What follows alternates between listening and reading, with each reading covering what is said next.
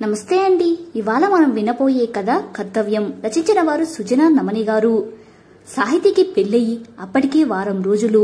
పెళ్లి కాగానే అప్పగింతల తర్వాత అత్తగారింట్లో అడుగుపెట్టింది. తర్వాత రిసెప్షన్, నల్లపూసులు కూర్చడం, కులదైవమైన వేములవాడకు వెళ్లి ఒకరోజు అక్కడ నిద్ర చేసి రావడం, ఇలా అన్నీ అయి శోభనానికి ముహూర్తం చూసేసరికి వారమయ్యింది. ఇక ఇన్ని రోజులు భర్త ఎస్ఐ అయిన అభినవ్ కొంటె చూపులు, ఎవరూ లేనిది చూసి చేసే కొంటి చేష్టలు సాహితికి ఎంతో ఆనందాన్ని కలిగిస్తున్నాయి. ఇక ఇద్దరూ ఆత్రంగా ఎదురు చూసే మొదటి రాత్రి రానే వచ్చింది. అయితే అందరూ అనుకున్నట్టు జరిగితే అది జీవితం కాదని, ఎవరూ ఊహించని విధంగా, ఏ చరిత్రలో లేని విధంగా తమ మొదటి రాత్రి ఉండబోతుందన్న విషయం ఆమె కలనైనా ఊహించలేదు.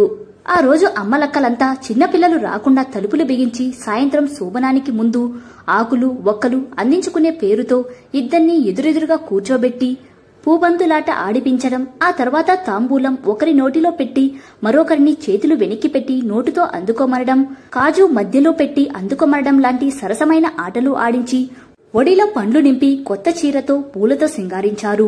ఇద్దరిలో మన్మధుడు పూలబాణాలు వేశాడా అన్నట్లు ఉత్సాహం, కోరిక పురివిప్పి నాట్యం చేస్తుంది. పూలతో అలంకరించిన పందిరి మంచం పక్కనే స్వీట్లు, పండ్లు పెట్టిన పేట్లతో గది నిండా సుగంధ ద్రవ్యాల సువాసనతో మత్తుగా ఉంది. ఎప్పుడెప్పుడా అని ఎదురు చూసిన ఆ మొదటి రాత్రి ఏమేమో చెయ్యాలని టెన్షన్ గా గదిలో ఎదురు చూస్తున్నారు అభినవ్. అలంకరించుకున్న నగలతో, పట్టుచీరతో, తలనిండా పూలతో పాల గ్లాస్ పట్టుకుని గదిలోకి అడుగుపెట్టింది సాహితి. దగ్గరకెర్రి గ్లాస్ తీసి పక్కన పెట్టి ఆమె చెయ్యి పట్టి మంచం వరకు నడిపించాడు. పక్కన కూర్చోబెట్టి జన్మ జన్మలకు వీడలేనన్నట్లు తమ్మకంగా చేయిని గట్టిగా బిగించాడు. ఆమెకు అపరిచిత స్పర్శ హాయిగా కొత్తగా ఉంది. సాహితి, నీకు తెలుసు కదా నా ఉద్యోగం, ఎప్పుడు ఏ క్షణం వెళ్లాల్సి వస్తుందో తెలియదు అన్నాడు. నాకు తెలుసు అన్నట్టు తల ఆడించింది ఆమె. రిస్క్ కూడా ఎక్కువే అన్నాడు. నాకు తెలుసు, తెలియకుండానే చేసుకుంటానా? దేశానికి సేవ చేసేవారంటే నాకు చాలా ఇష్టం, అందుకే ఏరికోరి చేసుకున్నాను. మీ అంకిత భావం నాకు బాగా నచ్చింది. ఇదే చెప్పాలనుకున్నారా అంటున్న ఆమె గొంతులో ఇంకా తాస్తారం ఎందుకు అన్న భావం లీలగా ధ్వనింపగా ఆర్తిగా దగ్గరకు తీసుకుని హత్తుకున్నాడు. ఆమె ఆ వెచ్చని పురుషాంగానికి మైమరిచిపోయింది. ఇద్దరిలో సెగలు రగులుతున్నాయి. సరిగ్గా అప్పుడు మోగింది పక్క టేబుల్ పైనున్న అతని సెల్ ఫోన్. అయిష్టంగానే ఒక చేత్తో ఆమెని పొదువుకుంటూనే మరో చేత్తో అందుకున్నాడు. హైకమాండ్ నుండి ఈ వేలప్పుడు మనసులో కీడు శంకించింది. బురుకిటి ముడిచి ఎత్తాడు. అటువైపు మాటలు వింటూనే భార్యను చుట్టి ఉన్న చేయిని వదిలేసి ఆమె నుండి దూరం జరిగి లేచాడు. నమస్తే సార్. అవునా, నిజమా? ఓ మై గాడ్, ఎంత దారుణం. నేను ఇప్పుడే బయలుదేరుతాను సార్ అంటూ పెట్టేశాడు. దిగ్గున లేచింది సాహితి. ఏమైందండి?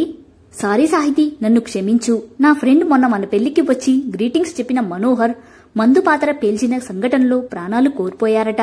2 జీపుల్లోని వాళ్లు కూబింగ్కి వెళితే 2 జీపులు పేల్చేశారట. నేను లీవులో ఉన్న అత్యవసరంగా బయలుదేరమన్నారు.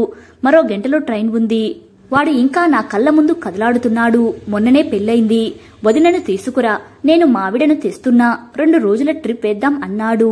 ఇప్పుడు ఒక్కడే శాశ్వతమైన ట్రిప్పుపై వెళ్లిపోయాడు. నేను ఇంకా నమ్మలేకపోతున్నాను. అసలు వాళ్ళని ఎవరు ఎలా ఓదార్చగలరు? సారీ సాహితి, మా జీవితాలు ఇలాగే ఉంటాయి. నాకు నా డ్యూటీనే మొదటి భార్య, నన్ను క్షమించు.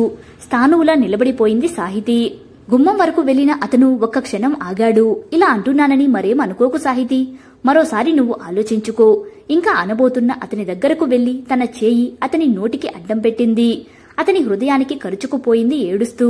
అందులోనే అతనికి సమాధానం దొరికినట్లు ఆమె తల నిమురుతూ ఉండిపోయాడు. అలా సాహితికి మొదటి రాత్రి ఒంటరిగా నిద్ర లేకుండా గడిచిపోయింది. అతనికి మొదటి రాత్రి ఒంటరిగానే ట్రైన్లో గడిచింది. వారం తరువాత మందు పాత్ర పేల్చిన వాడిని పట్టుకుని తన ఫ్రెండ్ ఆత్మకు శాంతి చేకూర్చిన ధైర్య సాహసాలు ప్రదర్శించి దేశానికి పేరు తెచ్చిన అభినవ్ని ప్రభుత్వం పథకంతో సన్మానించింది. ఆ రోజు సభాముఖంగా అభినవ్ తనకు సహకారాన్ని అందించిన భార్యకు కృతజ్ఞతలు తెలిపాడు. ఆ తర్వాత వాళ్ళ తొలి రాత్రి జీవితాంతం గుర్తుండేలా మధురంగా గడిచింది. కథ సమాప్తం. కథ నచ్చితే లైక్ చేయండి. ఇలాంటి మరిన్ని వీడియోస్ కోసం మన ఛానల్ ని సబ్స్క్రైబ్ చేసుకోండి. మరో మంచి కథతో మళ్ళీ కలుద్దాం. Thank you.